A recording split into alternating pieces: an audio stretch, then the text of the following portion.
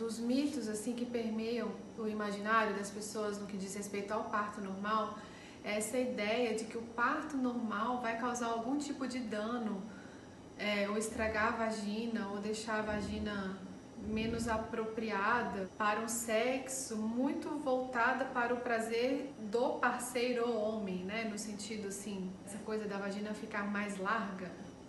E na verdade, assim, além de a estrutura machista desse raciocínio, assim, né, que acha que corpos femininos estão para servir corpos masculinos, assim, não é essa a função, né?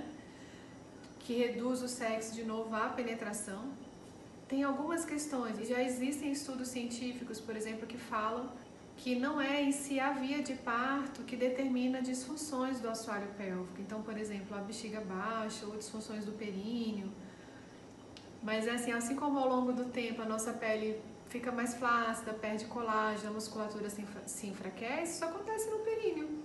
A diferença é que se a gente vai para academia, a gente faz exercício para o braço, para o bumbum, para o abdômen, para a perna, mas o períneo frequentemente é uma região do corpo que é negligenciada. Então você passa por uma gravidez em que você aumenta a pressão sobre essa musculatura, que muitas vezes você nem tinha muita consciência que ela existia, e ganha peso, e envelhece, é o processo. E às vezes isso provoca disfunções. E assim, a natureza não faria uma coisa que é prejudicial a si mesma, assim, né? Então, não faz sentido, evolutivo mesmo, biológico, pensar que a natureza teria desenvolvido um mecanismo de parto que fosse causar dano a ela mesma. E na experiência de parto das mulheres, eu fico assim, com um desejo de conseguir, se isso fosse possível, de ver um vídeo de como era o parto naquela época, assim, antes de Cristo, em que as pessoas viviam em comunidade, em que as mulheres se cuidavam, em que as mulheres dominavam as ervas e o partejar, sabe? Que eu imagino que talvez não fosse assim, com tanto registro doloroso. Muitas pessoas de etnias indígenas, assim, as pessoas com quem eu já conversei que tiveram a oportunidade de conhecer essas culturas, relatam isso com muita clareza, que é impressionante como que elas atravessam essa experiência, assim, né? Muito distinta, porque nós somos seres atravessados pela cultura. E aí, quando a gente começa a compreender, a resgatar o parto como um evento da sexualidade, é como se o ponto final de toda relação sexual fosse o parto. Se a gente não tivesse métodos de evitar e a fisiologia também não tivesse os seus recursos, né, de espaçar um pouco mais as gestações, inclusive o mesmo hormônio que produz as contrações uterinas e que faz o colo do útero dilatar e o bebê descer, que é a ocitocina, é o mesmo hormônio que a gente libera quando tem um orgasmo.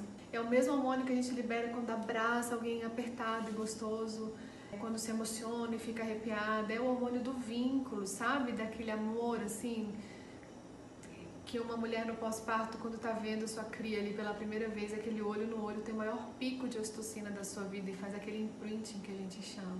Então, o parto em si é um evento da sexualidade. Se a gente for ver as cenas, né, uma cena de parto é uma penumbra, não tem holofote.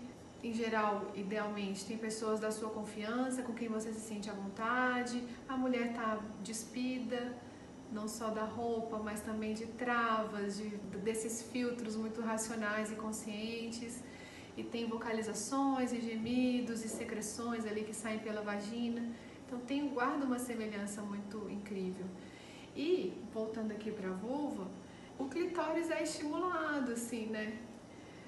Durante a gestação, a pelve e a vulva, elas recebem uma quantidade de fluxo sanguíneo maior, o corpo inteiro, mas essa região está gerando um bebê, então não é incomum que as mulheres relatam, isso não é falado, mas quando você dá a oportunidade, essa informação chega, de libidos melhores quando engravidam, de sensibilidade maior na região genital quando engravidam e ainda mais depois do parto. O parto respeitoso, uma região que fica com uma memória positiva, amorosa, potente, você pode ter ativações aqui que antes não havia. Então é possível e não é incomum que o sexo melhore depois do parto. Diferente de uma situação de parto, de uma gestação com intercorrências, com questões emocionais, de um parto que pode não ter sido bem conduzido, que a mulher não tenha tido uma experiência boa, né? Assim, ou muitas vezes as mulheres têm os períneos cortados, coisa que não é mais para acontecer.